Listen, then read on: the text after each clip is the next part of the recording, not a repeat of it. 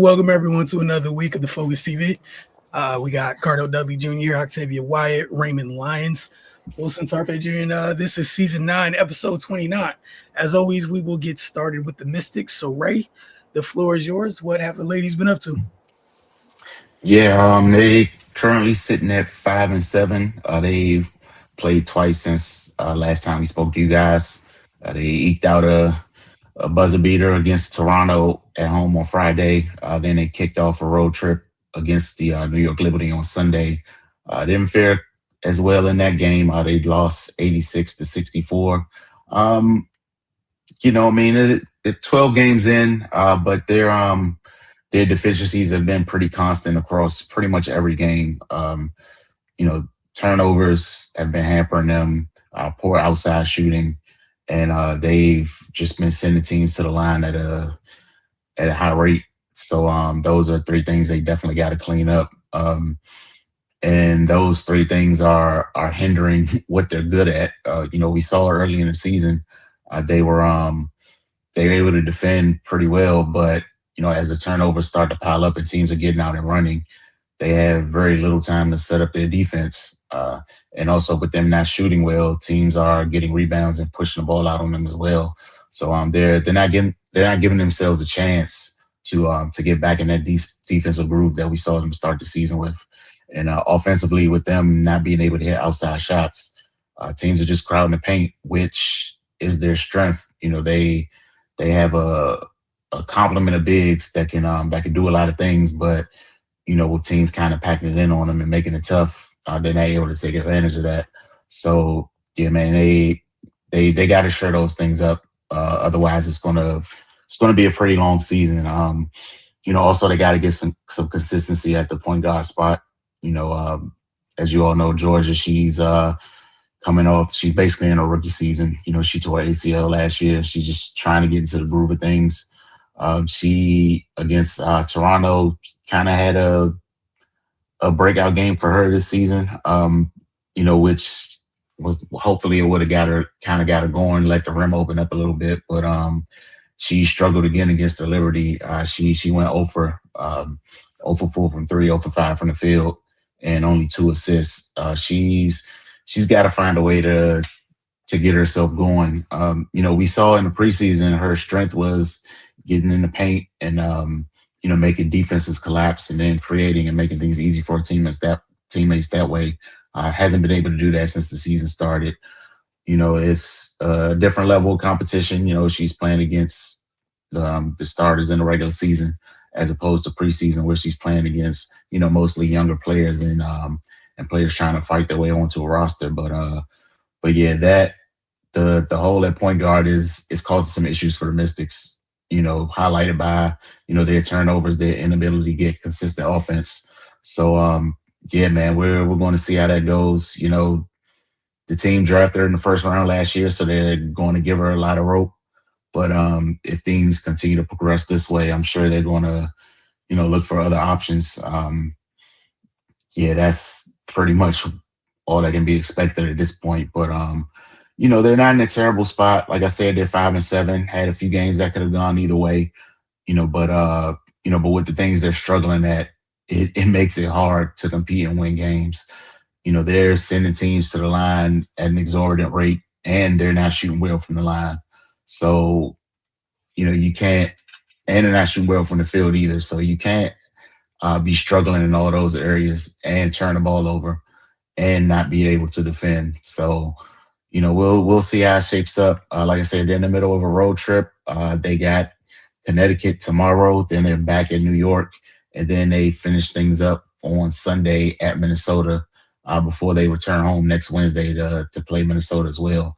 So, they're going up against Connecticut. That's a team that's struggling right now.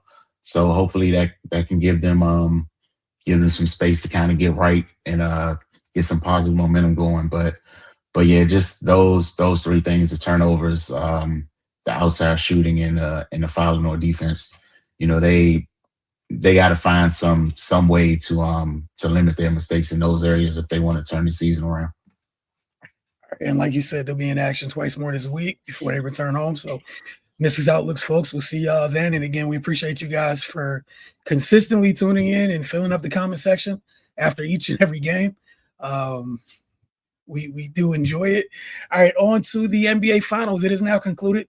The New York Knicks, for the first time since forever, have won the NBA title. I believe since the last time was 1973.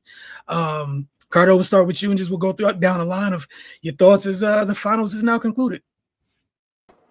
Yeah, man. I said the Spurs gave them a little slight edge. Clearly, I was wrong. The Knicks pulled it off.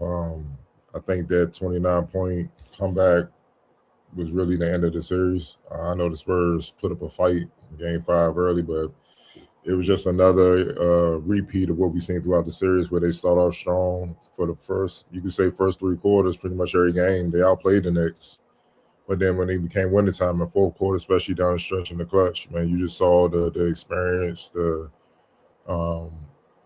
know-how, the chemistry, and the execution was at a different level than the Spurs. And the Spurs just had no answer. They had no answers from trying to adapt. They had no answers with their shot selections. They had no answers defensively with the mistakes, missing free throws, turnovers, defensive breakdowns, and the Knicks just capitalized off of all of that, man.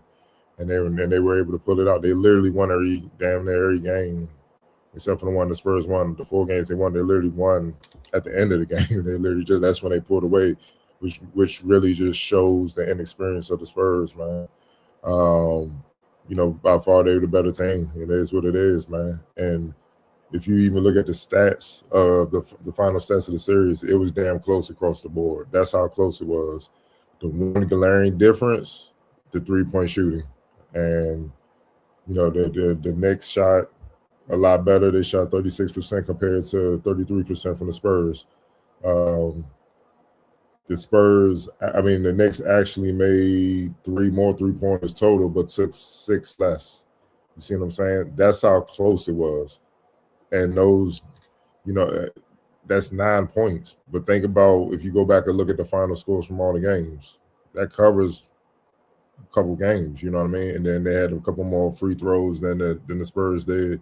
It was truly that close, but it was just the execution, the poise, and the Knicks, that veteranship, that veteran leadership that they had with Brunson, Towns.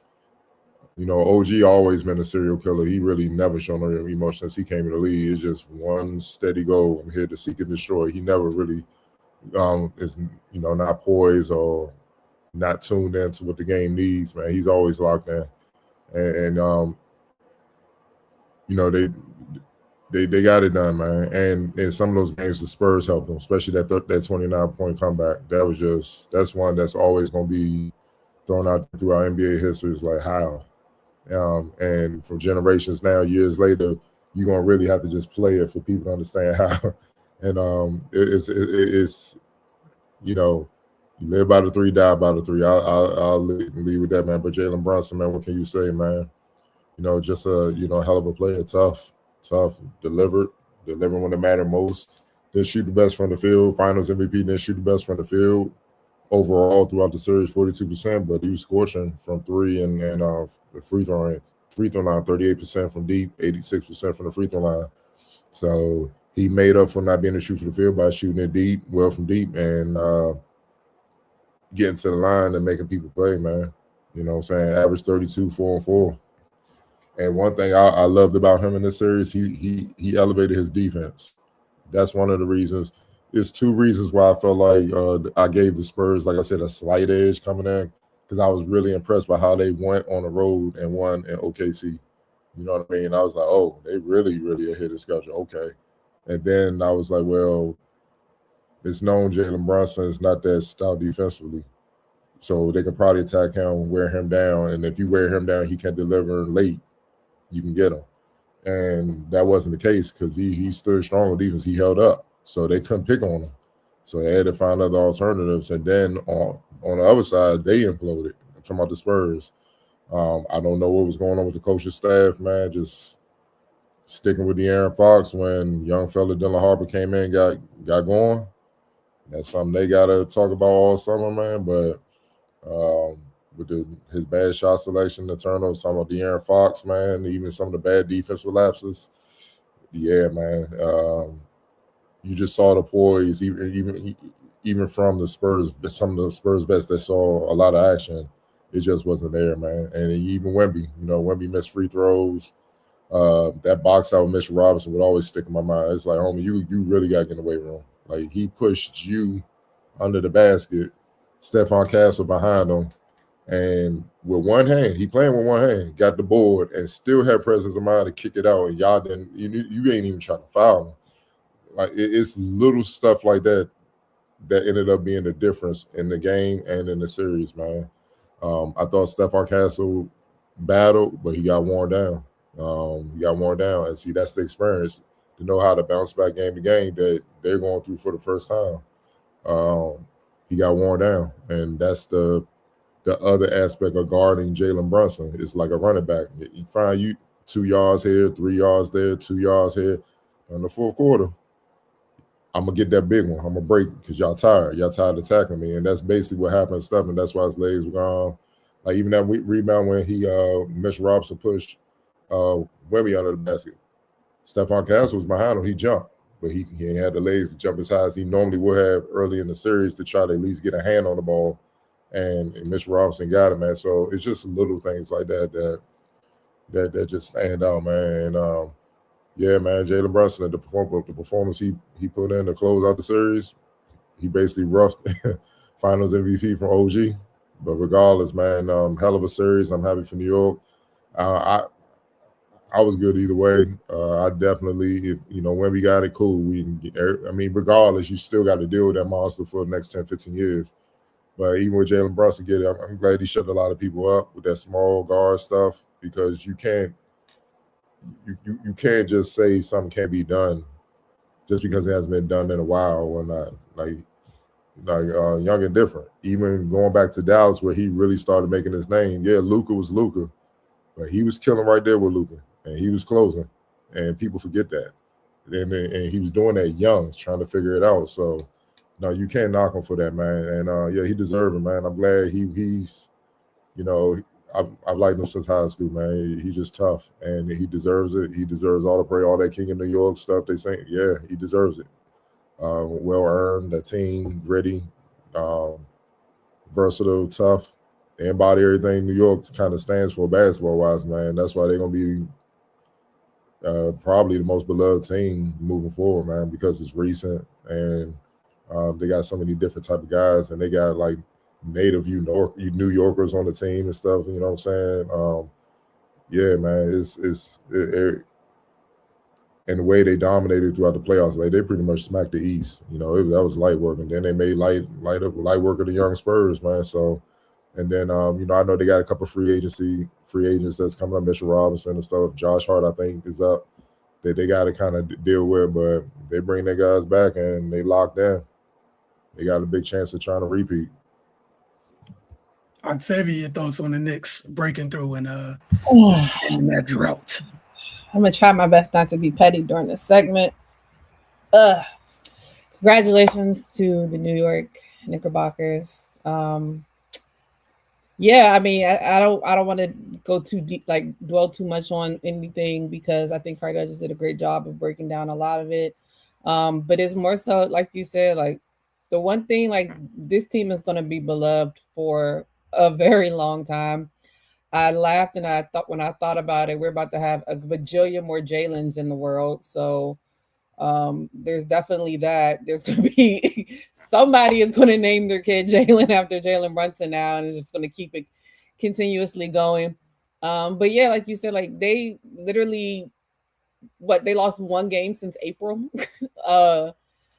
which is one game since April, and the one game against the Spurs. And I think we all kind of felt like the Spurs had a little bit of an edge, but I think it came back to what I think some of us thought could possibly happen was the experience. They just did not have the experience. And then the one player that you were kind of banking on for the experience in De'Aaron Fox, he doesn't even have that much experience, in this far of the progression within the playoffs.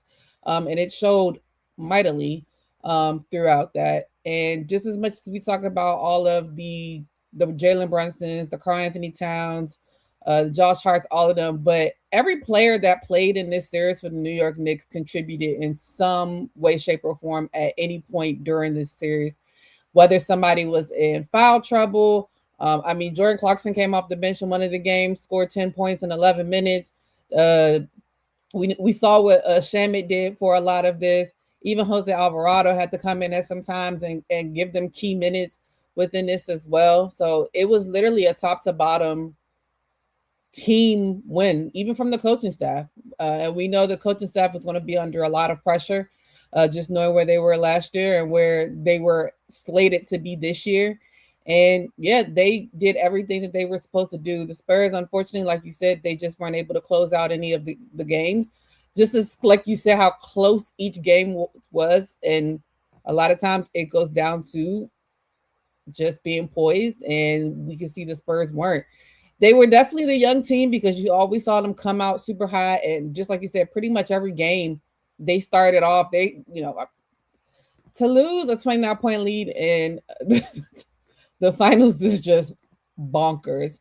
And I mean, even though we talk about the youth of the team, we can even look at the youth of the head coach as well.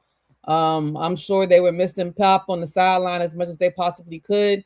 But like you said, I always feel like this little thing that happens, they always say you got to get your heart broke before you can really get over the hump.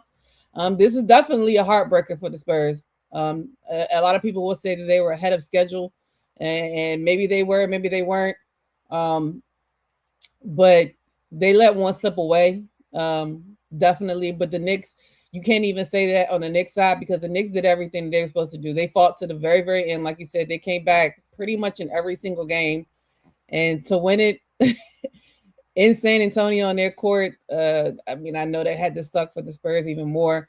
But congratulations to the New York Knicks fans. I know 53 years is a very long time. And like you said, now we're going to be looking to see what they do next year. Who comes back?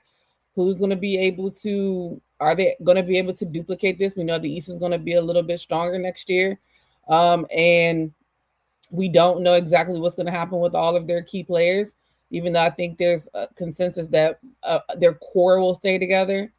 But yeah, you never really know. We haven't had a back-to-back champion, they said, in the last 8 years or the last 8 seasons.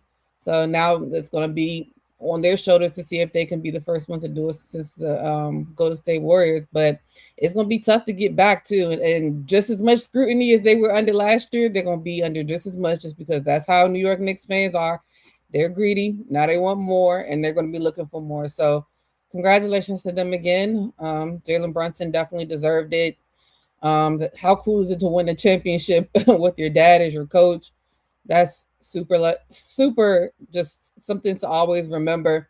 And to think, he got one before Luka. I'm gonna just say that. I know it's an East versus West thing, but they let him walk out the door in Dallas for what, 50-something million or something like that, and he walked right over to New York, and won a championship. And I know there were a lot of people watching this series, and I kept hearing, like, on the radio and stuff, like, there were a lot of people hate watching this series. There's a lot of hate watching in this series. I know there are a lot of people that are still angry about this. Some people who thought maybe, we should have been there. Maybe I could have been there. So definitely interested to see how next season goes for them. But again, congratulations to the New York Knicks. Real quick, let me just throw this out there about the clutch thing.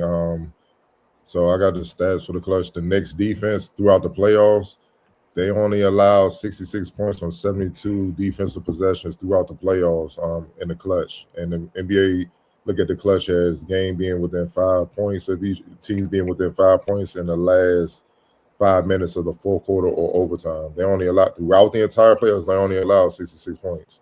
And then for the Spurs in the clutch, if you take away Wembanyama, who's 12 for 23, Dylan Harper 8 for 16, they come out to shoot 20 for 39. They were pretty clutch for the most part. They had some mistakes, but they were pretty clutch. Their teammates shot 11 of 43 in the clutch, 26%. So yeah, when they in 5 minutes, the Knicks clamped down something serious, dog, and that's why you saw you saw what you saw. Appreciate those numbers. Those numbers were very evident as we got later into those games, all series long, right? Yeah, I don't have too much to add. But just remarkable job by the Knicks, man. You got to just tip your hat off to them. They were in some tough spots in damn near every game, but they kept their head down and fought through it. Said the Spurs led for like 75% of the series, and they lost 4-1. Like that's just crazy. But then you showed like the lights get brighter the further you go, and every play matters that much more. And after they went down 0-2 at home, that pressure is mounting, and with the Knicks able to come back, like you can just never breathe or never feel like you have the game, you're in control of the game, because the way they were walking them down religiously, like you got to feel like you're just waiting for the other shoe to drop for the whole time, man. That's a lot for a young team to try to process at this stage. And yeah, the Knicks were just they were just on the roll, man. They went down 2-1 to the Hawks and said we not going out like that, and just stormed through the rest of the playoffs. That it was just incredible to watch, man. Jalen Brunson, he deserves everything. I was happy to see Karl Anthony Towns play the way he played, because he's been, on the receiving end of a lot of criticism for years, and he, especially those first two games, he took it to Wemby and nullified him, and that's what gave the Knicks the edge to kind of get the series started off strong. So yeah, shout out to him. OG, they don't win without him. Josh Hart, the consummate professional, just glue guy that every championship team needs. Just a total team effort, man, from top to bottom. So, cornerstone franchise ended a 53-year championship drought. Like, none of them dudes gonna ever pay for anything in New York for the rest of their life. And you just gotta give it up to them, man. It was they got it. And for the Spurs, I mean, they gotta feel like they let one go, and it's no guarantee you're gonna get another shot. So you got to take advantage of them chances when you get them. So, they definitely a young team. They have the talent to get back, but it's not easy.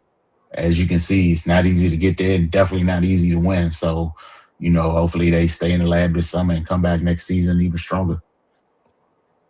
Yeah, I think you guys did a great job on this. But yeah, New York's one of those places where when you don't get it done, they let you know about it. When you do get it done, yeah, man, you etched in history. So like now, whatever Knicks team after this, you don't measure up to this. This is what you're gonna be measured by, because it's the most recent championship. That's just how it goes. Really happy for Mike Brown and missed all the guys you guys already listed as well. And look, for the Knicks front office, I'm sure they're happy. Like you made the move, going, letting go of Tibbs, giving the keys to Mike Brown, and they got it done. So credit to them. But yeah, Cardell, I think I'm with you and everyone here. Just for the Spurs starting out 0-2, they got that game 3, but that 29-point debacle, that incident, as it were, that'll break veteran teams, let alone a young team. Like there's no coming back from that. And I felt that, like, when it happened, like, how can you explain that? The only people that had to be happy in that moment that night were the Houston Rockets from 10 years ago, with the 13 missed threes when they jacked off a game, just refusing to do anything but throw the ball from behind the line.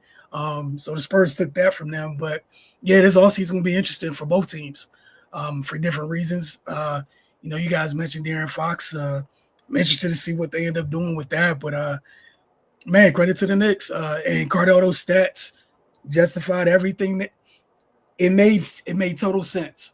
Those stats put numbers to exactly what we saw, which is as those games got, the later it went, the deeper it went, the Knicks were on it. 66 points in the clutch, all playoffs, is absurd.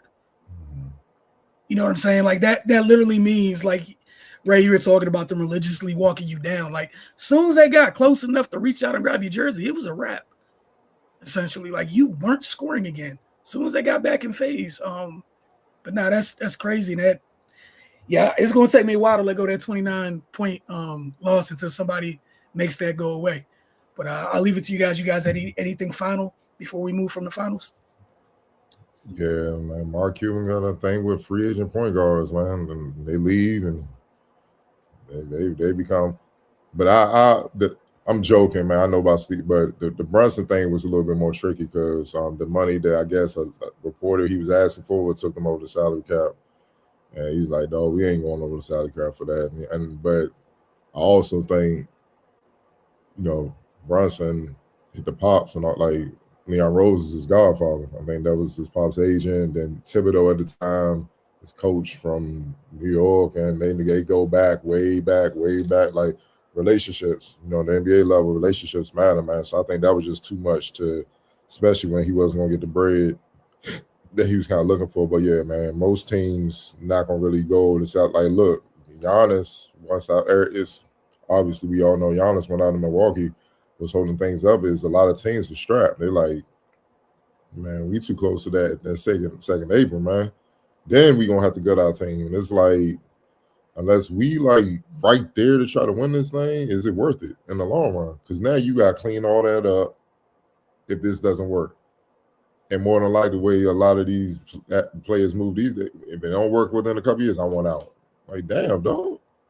So, I mean, and I hate to bring it up, but, look at the Durant situation, man. Phoenix, Houston, it ain't work. So you're not working, but you gutting your team, and then they just gonna want to move on. You got to spend years rebuilding your roster back up, man. You know what I'm saying? And that's just tough to do, man. So, regardless, man, congrats. They did, and I'm honestly excited for next year because now that the Knicks done broke through, I'm pretty sure some teams in the East that felt like, man, y'all got it because we was wounded, but we'll see when we healthy. The Celtics, because Tatum came back late. I know Indiana was like, yeah, dog, we at y'all, dog. And that's the other thing that the Knicks got to see. Because, is the reason why a lot of teams haven't repeated since the Warriors. Because now you about to be the 100. It ain't like, can you do it? All right, we at y'all. And they see how the spotlight that New York got to y'all, that can help us. That can help me. So now they got to deal with everybody hunting them. It's going to be different energy, man. So can they withstand it? We're going to see. And even physically. That's it's all of the bounce back and have to defend it. And you know what I mean? And I think Kenny Smith said it best. He said, man, when we won the championship Houston, it turns we's into me's. He said, all of a sudden, man, everybody bought in, we won a chip. You got dudes on injured reserves doing commercials. They ain't even getting in the game and stuff like that, man. Now they feeling themselves like, yo, I should be playing more. It gets crazy. So that unity gonna be tested next year, man. Especially if you get off rocky, because we know how New York can flip. we know how that fan base will flip on you. Oh, so quick. You get off to a slow start next year, it'll be like you didn't win a chip. Same people involved. They just won't care. We hate you all. Sign New York. So quick. One other key thing that helped, and I hate to go there because I like Tom Thibodeau. Yeah, man, that dictatorship thing. It's a new day, bro. And you see Mike Brown delegated a lot to his coaches, and that made for everybody feel like they had a voice, and you could just see how everybody bought in. You see what I'm saying? Like, I mean, I love the fact that he stepped to the side when Rick Brunson would get on Jalen. Like, and that's why Jalen's so tough. He raised off the old school way, like, yo, stop bitching to the refs, man. Play ball. Jalen, all right. And he don't say nothing else. But the moment dudes faking or something, who the first one down the sideline, man? Y'all, you ain't built like that. Stop that. Like, don't be standing like it.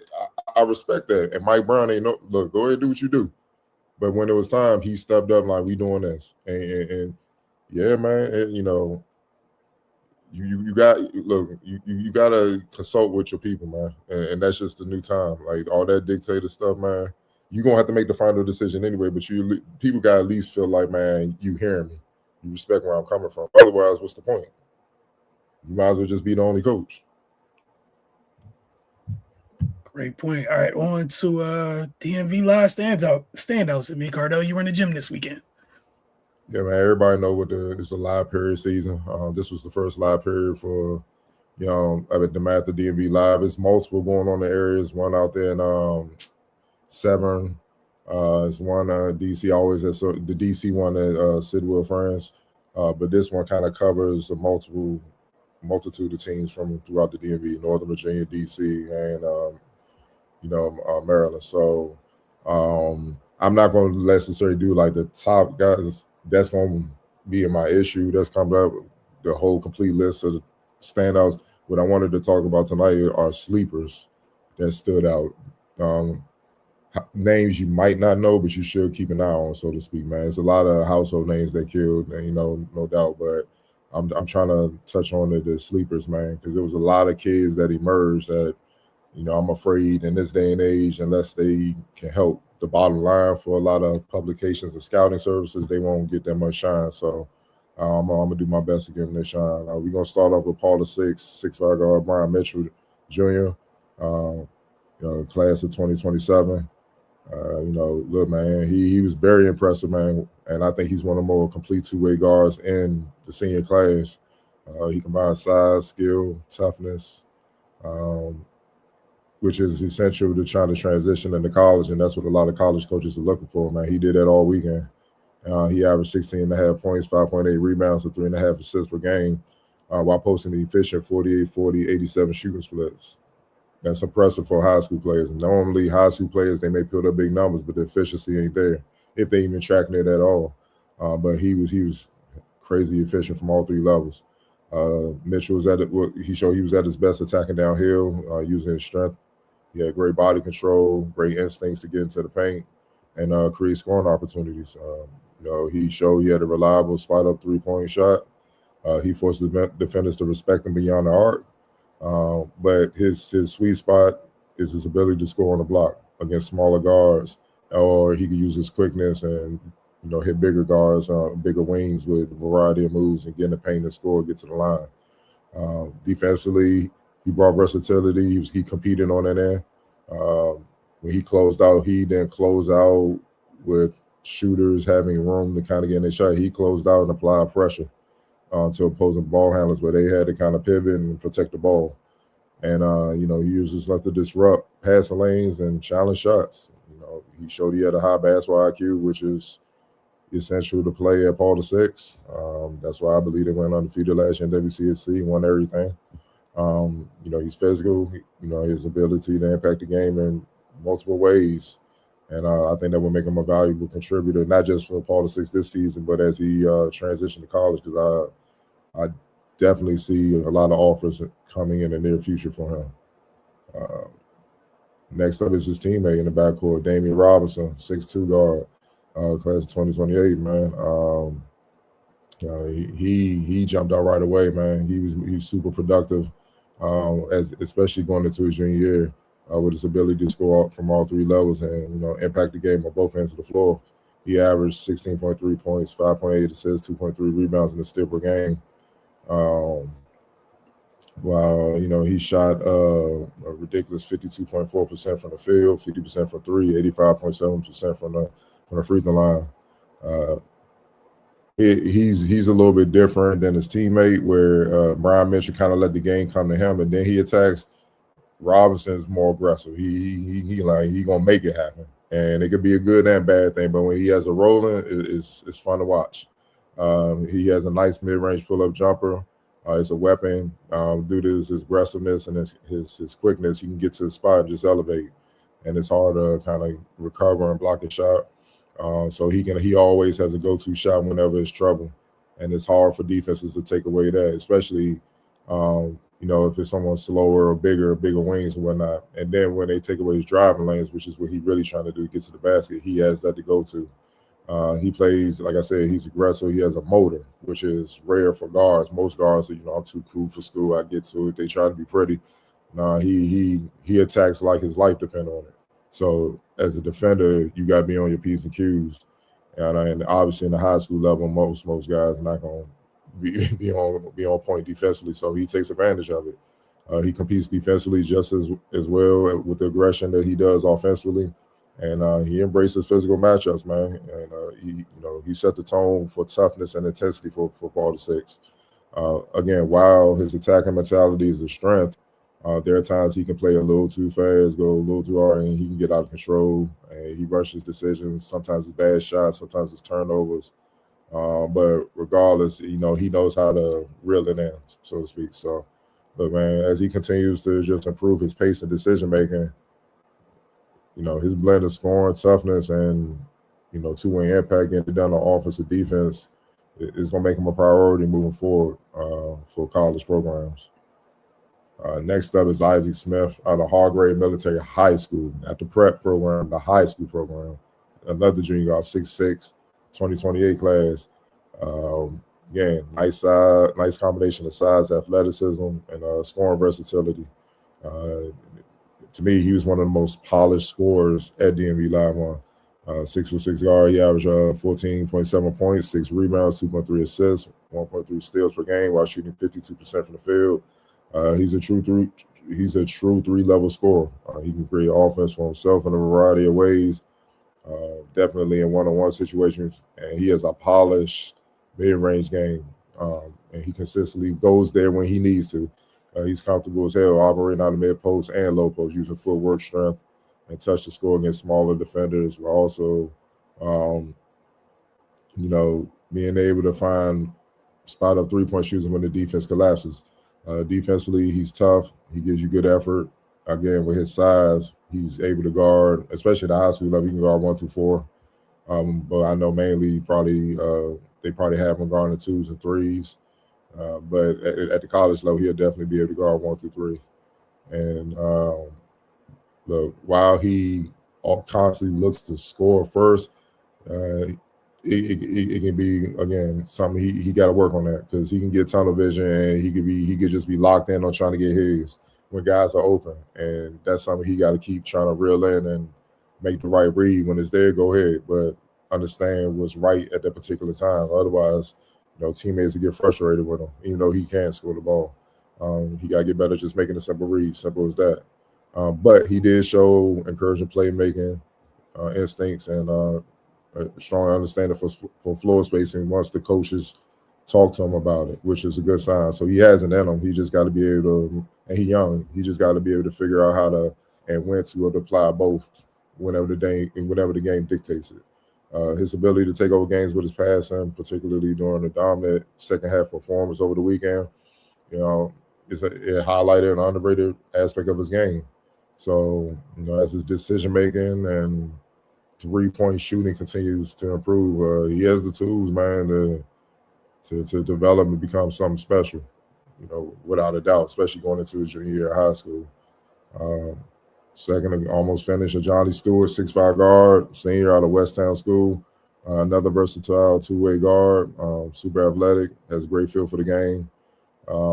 And his ability to impact winning stood out. He's a little bit like, for example, I just talked about Smith and how he has to, feel the game better, know when to make the right reads. Stewart already has that, and he's a year older, so it's a year of extra development. They're very similar, but Stewart's more poised and more mature with his game. He averaged 15.3 points, 3.8 rebounds, and 2.3 assists per game, while shooting 48% from the field, 77% from the free throw line. His game is more of a slasher. He uses his length, explosiveness, and body control. He loves to attack the rim and finish above the basket. He has a quick second jump, which allows him to generate extra possessions. When he goes in for offensive rebounds, he loves to attacking the offensive glass. He could hit tough shots. That's one thing he did consistently. Yeah, he showed the ability to hit tough, contested mid-range jumpers, like especially on pull-ups, man, over multiple defenders. I was impressed by how he hit tough shots all throughout the weekend, being as young as he is, because some of them looked like they were just like, yo, why are you taking that shot? But they were going in. So it's like, as a coach, you're like, hey, man, if you make enough of them, hey, that's your game. Keep doing it. That's what I mean by how versatile he is scoring the ball, and he could do it from multiple areas of the floor. He's an underrated playmaker. He understands how to create opportunities for teammates.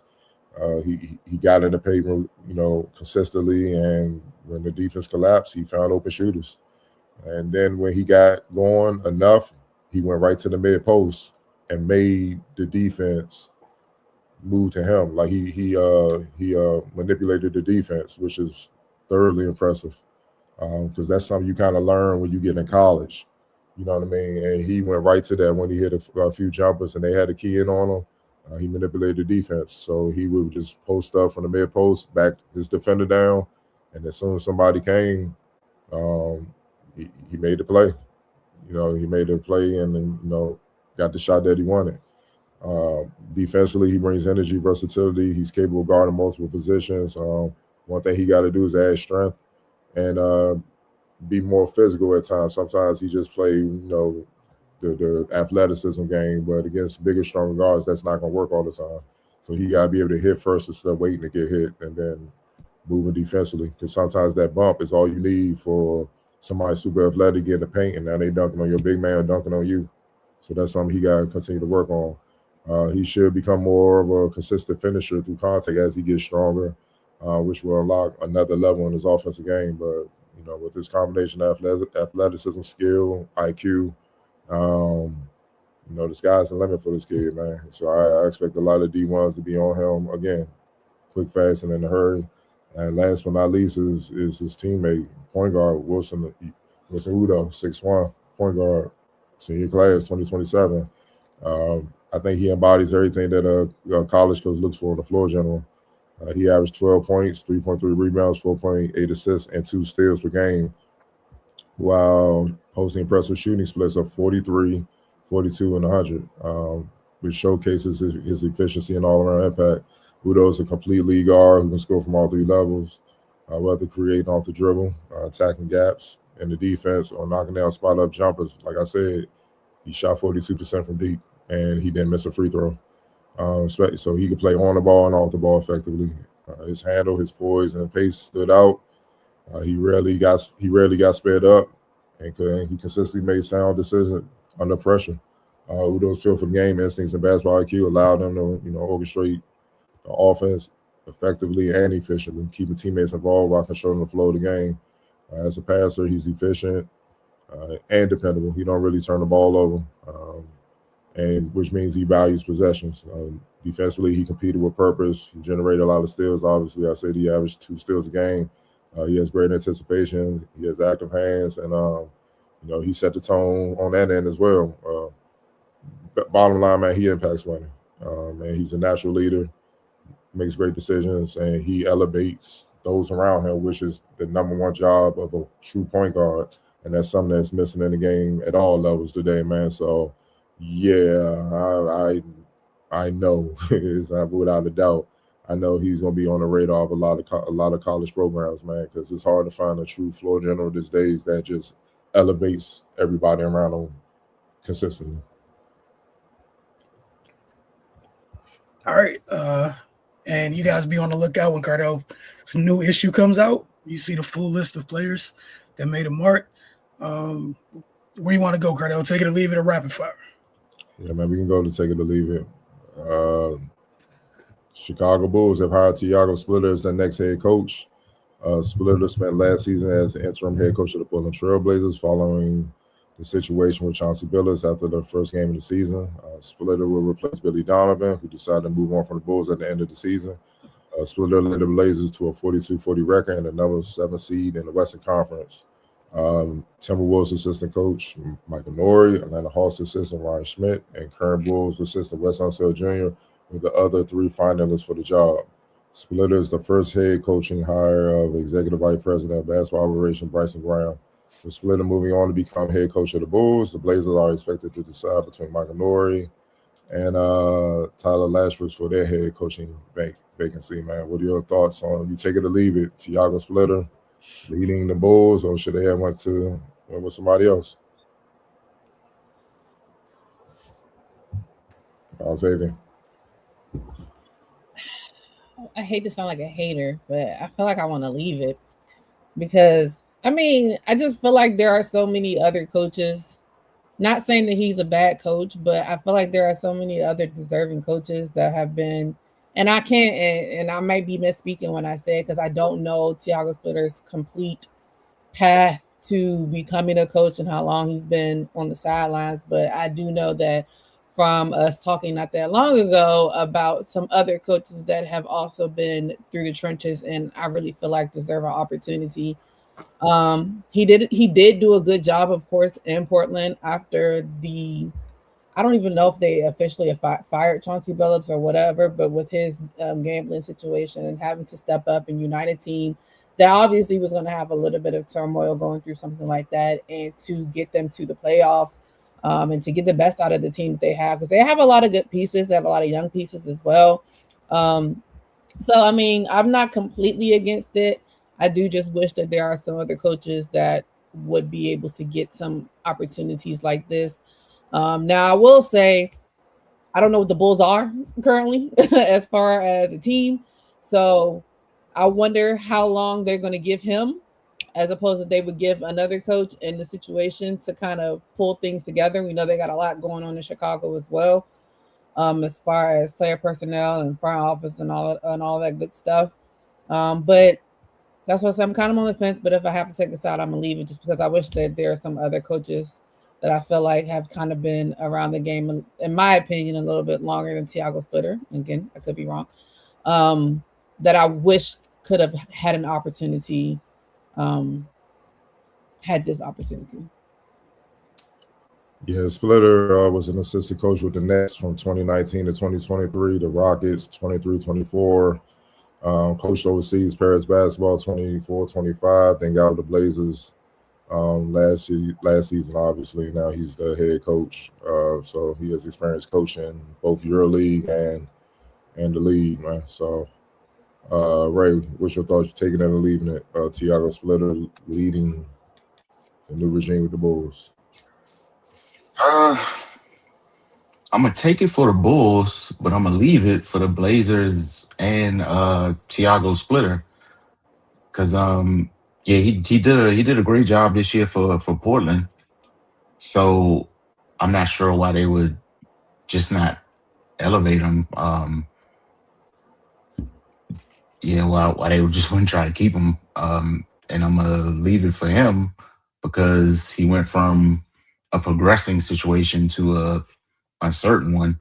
I don't have all the details of what's going on with the Billups situation in Portland, but you know, what I mean, they put him on an indefinite leave of absence. That usually leads to termination.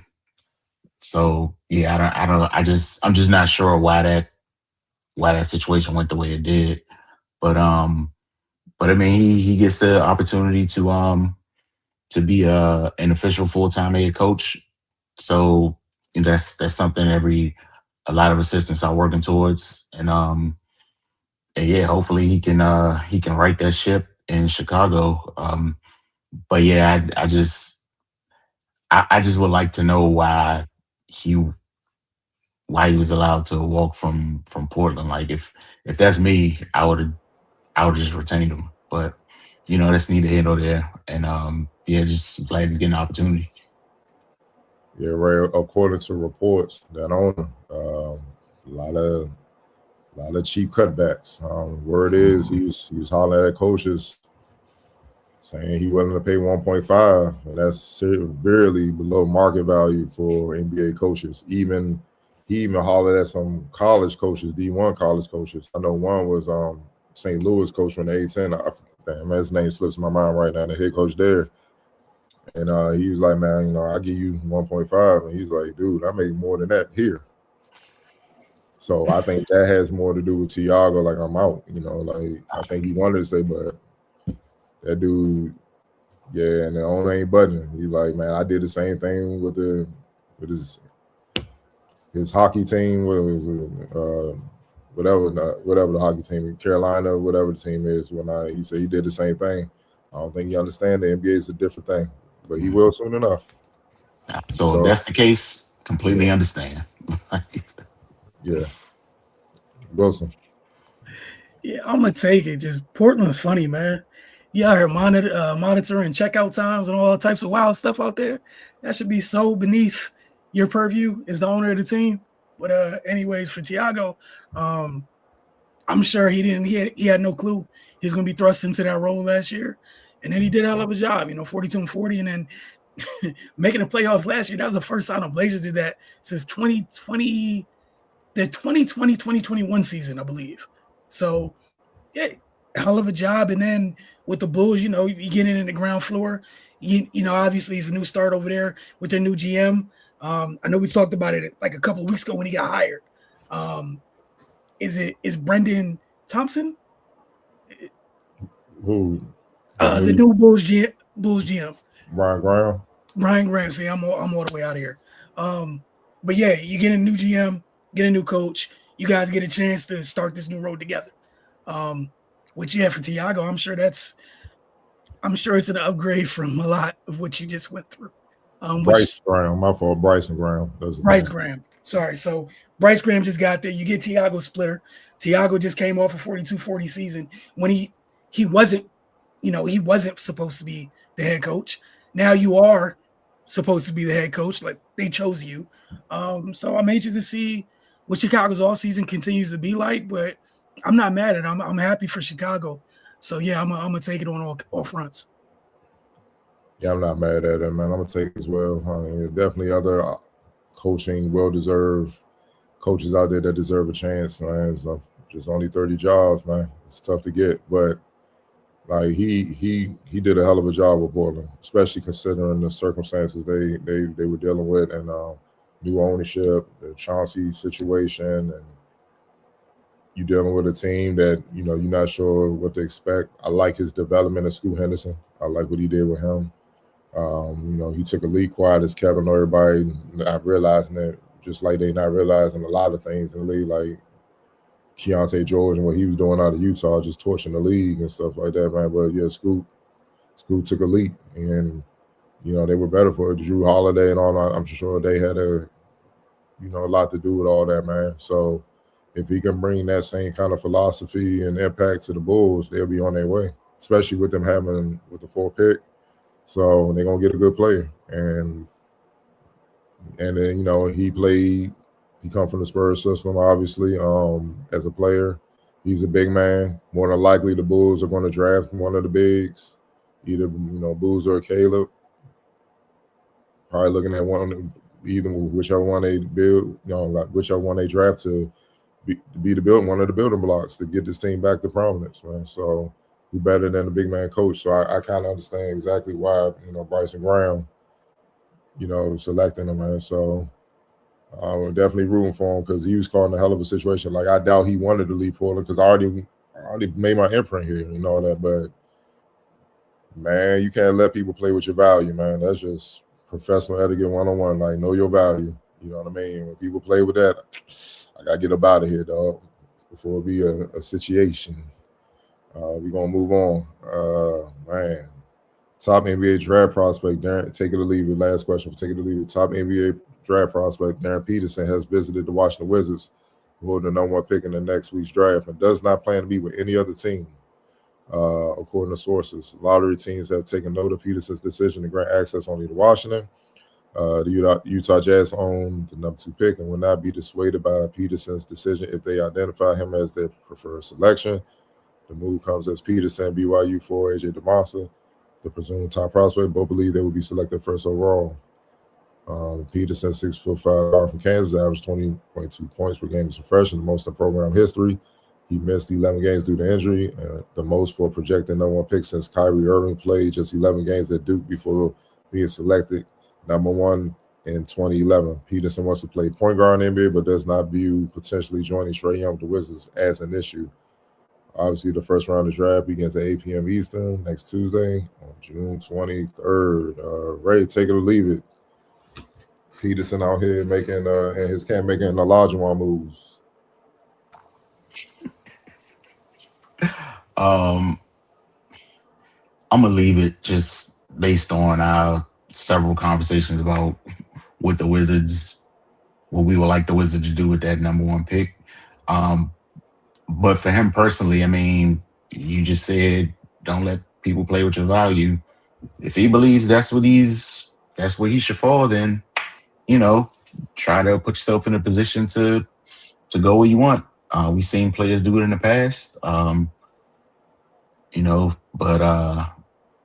yeah, I don't. But I just don't see how he would say he wants to play point guard and then go to a team that has 2 point guards. So I don't know how that's going to work out, but yeah, it's going to be very interesting to see how this plays out. Wilson. Yeah, I'm just gonna leave it, man. Like it's just noise season. Sim to Tuesday at 8:05, so we already know who got selected one. That's where I'm at. I'm gonna remain in World Cup Twitter. Y'all are tripping on here about this, and I wish to have no more of it. Like, if you're gonna be the pick, there's no reason to even do all this because you would have had a promise. Two, Danny Ainge just showed Buddy last year. I don't need to talk to you to draft you. So however you feel, guess what, buddy? We're the team that's drafting. Feelings are irrelevant. Totally irrelevant. So if you're there at 2, whether you worked out for them or not, like, if they want you at 2, guess where you going? Out west. All of this is just irrelevant noise, and we'll see where it goes. Now, if you end up in Washington, it's because they wanted you. If you don't end up in Washington, what was all this noise for? Just AJ not out here doing all that. Like, I deserve to be number 1 pick. Cool, that's it. I don't need your camp doing all this. It's just too busy for me. Like, obviously you feel like you should be number 1 pick. That's great, but we don't got to do this. And then the other noise with Trae Young there, and we know they're angling for an extension to be here. Like, I'm just doing a whole lot, and none of it is just like connective pieces of things that make sense. Octavia. Yeah, I'm gonna leave it too. I just don't. I feel like you just don't move this way. I don't know if this is just the old school in me when it comes to it. Like, you just don't move that way. You don't burn your bridges before you even be able to approach them. And we know how people can say that. I'm very professional. And everything. Everybody got a petty dream somewhere deep down inside, and there's no need to ruffle any feathers just for the hell of it. I sometimes just feel like it's a pride ego thing. But if like Ray said though, if that's what you feel like you want to do, have at it. And then also, like Wilson said, they're gonna draft you where they want you to go regardless. We saw what happened with Ace Bailey. We saw what's happened with other players in the past. And I think because he already had a little bit of a hiccup in college, like, bro, just chill, just relax. You're guaranteed. Like, to me, I mean, I know there's slight differences as far as value and money and stuff like that, depending on where you get drafted at.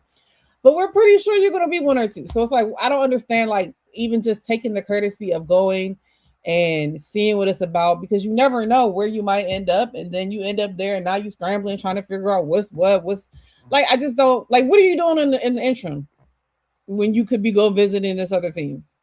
Sitting on the couch, shooting around, like, I don't know. So it's like, I just feel like it's just extra. Like, you're just being extra and you're just being combative for no reason. Like, just, this is the process. It's been the process for over 75 years. Like, at this point, like, just do what you need to do. I just don't like when people just try to just, like, I don't want to say rock the boat, because I feel like everybody's their own person who do what they want to do, and that's fine. So this is my own opinion.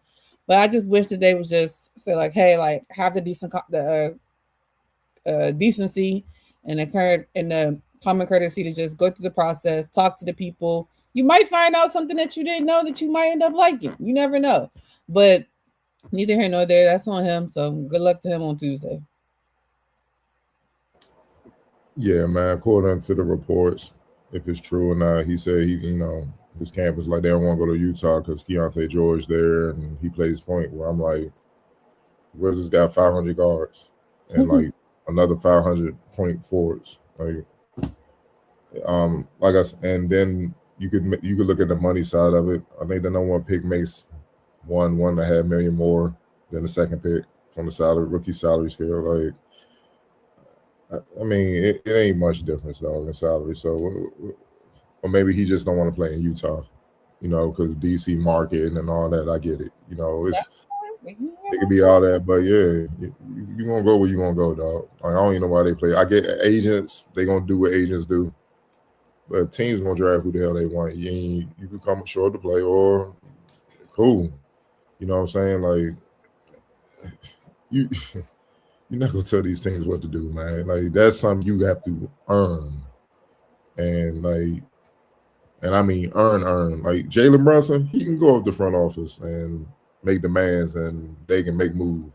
LeBron James, like guys like that done won and dominated.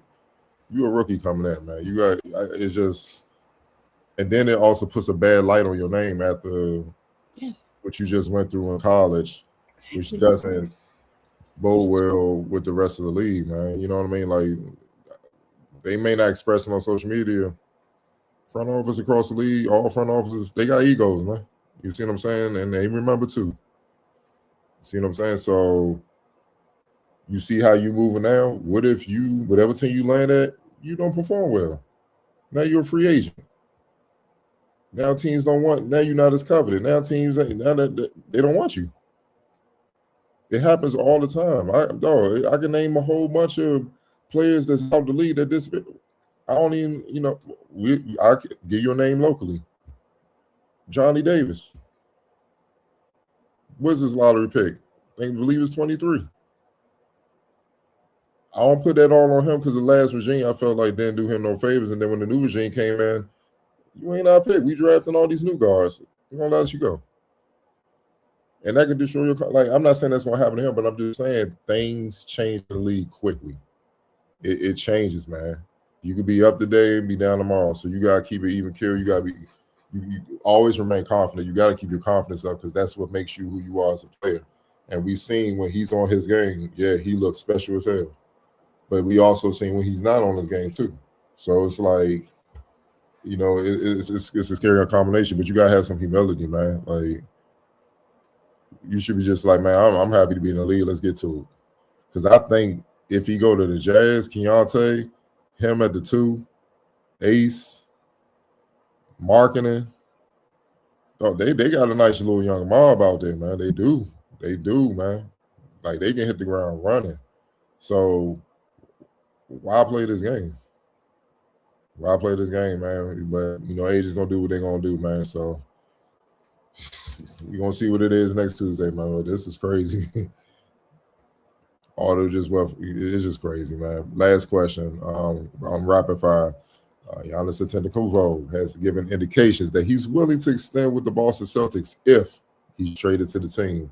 While Boston reportedly remains interested in dealing for Giannis from the Milwaukee Bucks, there are some complications. The Celtics prefer to work directly with the team they are trading with, without players and agents involved in the trade talks. Antetokounmpo and his reps have tried to be involved in the process, despite not agitating for a trade to one specific team. Boston is also aware that trading for will force the team to somewhat change their style of play. In addition, it will mean breaking up the long-time duo Jason Taylor and Jaylen Brown, as Brown will likely be involved in the trade. Wilson, if everything lines up financially with the books and everything, are you making that trade to get Giannis to Boston for Jaylen Brown? Hey man, sometimes things run its course and things change, man. Hey man, this year what it was, and honestly, just you asked me a month or two ago, I probably would have been like, no. After kind of like some of the JB's comments after the season, kind of rubbed me the wrong way. Yeah, man. I'm not mad. I know they did win a championship together, so I get why you don't have to, but I'm not mad at a JT and Giannis pairing. But also, what's left on the team, man? What's left of the team? If on the other side of that is just JT and Giannis, then what do we do? Because if you're Milwaukee, you losing Giannis, I need everything. Like what were you talking about earlier? Gutting teams. Like you're not gonna just lose something just to lose it. So I mean that's something Boston got to figure out. But I think to me it comes down to the cost. Like you got Tatum on the other side of that big injury, but it comes down to the cost. Because with the other side, like it's really barren, then what are you doing? Octavian. I don't know if I like it. I get it. It's Giannis, one of the best players we've seen in the league. I don't know how I feel.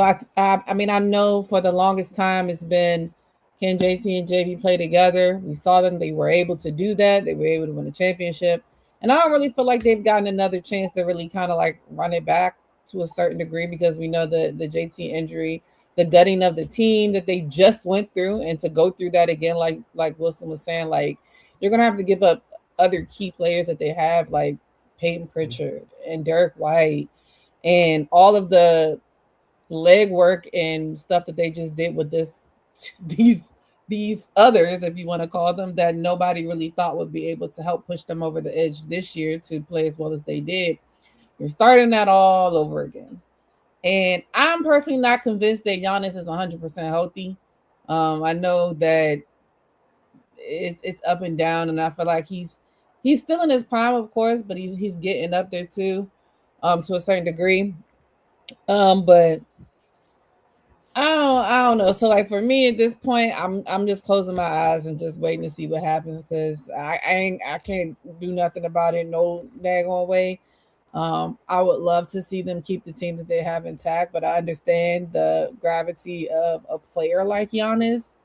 But I'm definitely 100% with Wilson. Like, but at what cost? The amount of money and the amount of players. What other role players are we going to lose? Who else is out there to fill those roles? That's just a lot to have to square away, really. But the people in the front office for the Celtics, for the most part, you know, they usually do a good job at structuring the team and the trades and the things that they do. So I do give them a lot of credence in that way, that I feel like they'll do what they feel like is best for the team. And we'll just see where the chips may fall. Right. Yeah, I think I'm on the same wavelength, man. We got to get players from in front of these microphones, because I'm a Wilson man. Some of the things Jaylen Brown been saying just been unnecessarily just messy. Like, bro, calm down, man.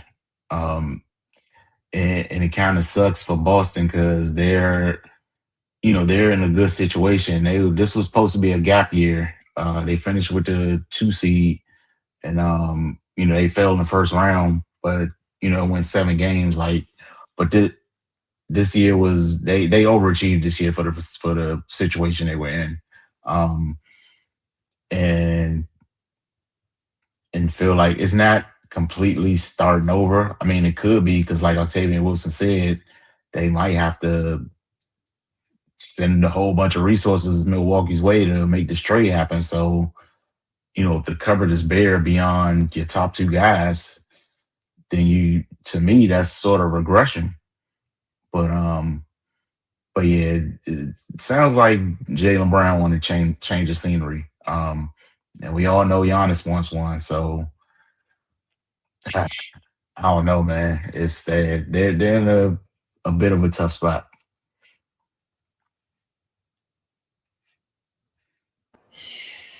Yeah, they are, man. And I'm kind of in the middle. Yeah, some of his comments I don't like, but I'm also halfway with Octavia as well. Like, man, I love Giannis. I do.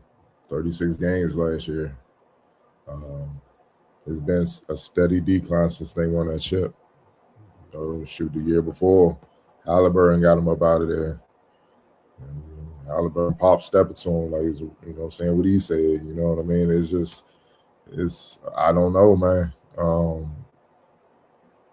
And his style so physical, he's going to get beat up. Like, that's just how he plays. And like Wilson said, how much are you gonna have to give up? Because if I'm Milwaukee, if we're gonna do this, I want everything. I want Derek White, Peyton Pritchard, Jaylen Brown. I want about 3 future first round picks protected, so I make sure I'm getting my picks. I'm gonna gut that joint, dog, because that's what Giannis brings. That means he's putting you potential in a lot of factors possibly win it, to potentially win it. I need some assets back so I can stay afloat and start building up to try to win it. Like, this ain't gonna just be some Yeah, man, just sending you for a bag of peanuts type of thing, man. Nah, man, no. But then also, I think a lot of teams gonna wait Milwaukee out because the thing is, everyone knows he does not want to be there. You can't bring him back because the rest of the team ain't gonna rock with it, man. They're gonna be on it. It's just gonna be a nasty situation. So I think teams gonna wait them out and make them desperate, where you just got to give them up, man. And that's the tough thing about dealing with, a lot of these superstars these days, man. They got a lot of power, and you don't quite know how they're gonna move, man. You know what I'm saying? Down the line. So yeah, both teams are. I can't say both teams. I think the Celtics, if Tatum was there all year, it's a different ballgame. Like they're closer to the promised land than where the Bucks are. So I don't really think they need to really move. Like Jaylen Brown speaking his mind, I think Mazzulla can handle that, man. He know who Jaylen is, man. He ain't tripping. So I'm just not the type to just blow stuff up just because it's a rock moment. You get in the office, talk to him, and let's move forward. But gutting your team, and then you're going to have to take on that salary, which will make it harder to build around him and Tatum.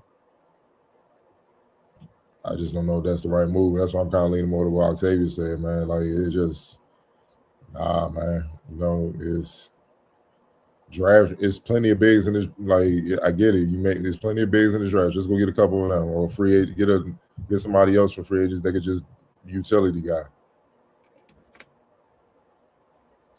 You know what I'm saying? Dog, if they get him, they be paying him and Giannis. They be paying JT and Giannis each $60 a year. Yeah, that's tough. What's left, dude? Yeah, that's tough. Come on, man. Look, Jalen can score as much as Giannis. He can get the assists too, and we can get the rebounds by committee by some rookie bigs, man. I'm about to Stay say, away from that, the pieces that they got there are fine as far as rebounding and stuff. Kada, I mean, Luka Garza was actually more surprising this year than I thought he would be. They got a lot of young pieces too that just do the same thing they did last year and just have JT from the beginning of the season. But let's keep this a thing, man. They beat themselves with all them 3-pointers. Same thing the Spurs did. You see what I'm saying, dog? Like they beat them with that, man. That's the reason why they lost. The shot selection is a trend. So, nah, man. And Tatum's gonna be here healthy. And then, I know they angry, like, dog, y'all won, but we was wounded. We at y'all next year. We ain't gonna say no. Y'all gonna just feel it. We at y'all. So it's just like that, man. But yeah, that 60 mil, two people. You can't build a team like that. Stuck. You can't move. And then when you don't move, hey man, I want to go. Oh man, this that's nasty. I don't like it. And you do not want to be over that second apron, man. You just don't. And they just work to make sure that they didn't. And that they don't. You're right. You might as well just have your same team. All the way, all over again. Damn, yeah, that's why they blew it up in the first place. Yeah, that's the last point. Might as well just stay pat. Kept Porzingis, kept everybody. Why you blowing it? Yeah. We just go. But look, that's a report. It's draft time. It's a lot of little agents at work, baby. I'll leave it at that. Let him go to Miami, bro. Man, I don't know. Yeah, again, just send me to Tuesday at 8:15. just get me to 8:12 on Tuesday, bro. That's all I ask. I even accept sending to Tuesday at 10:19 p.m. Like, just the noise is just unbearable, man. It's crazy. Like 2-6. So y'all was already making, not y'all, but like people already making enough noise when it was time to pay the Tatum and Brown. That was blah blah blah blah. So now you're gonna move on to pay somebody else more. Again, I'm not great at math. In his early 30s, coming off a 35-game season. And his style is physical. He's going to take punishment. That's how he plays. It's not polished where he can still be effective and not take a lot of beating, man. He's going to get hit because that's how he plays. $60 million to a power back. Like right now, dog. You can't do that right now, dude. You just they can do whatever they want, but that's just bad business. That's like 2 dudes over 60. in the apron version of the league. So, anyway, teams are gonna do what they want. We'll just be here to talk about it after they do or they don't. That's all we can control. Is what we say after they finish their transactions, man. But we appreciate y'all, and we look forward to the next time we meet. Oh my goodness, 2 of them, 60 million, 2.